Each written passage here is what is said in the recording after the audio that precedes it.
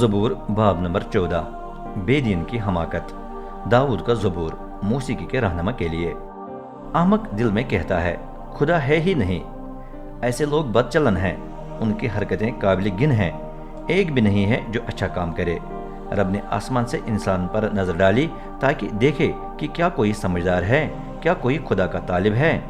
अफसोस, सब सही राह से भटक गए, सब के सब बिगड़ गए हैं, कोई नहीं जो भलाई करता हो, एक भी नहीं।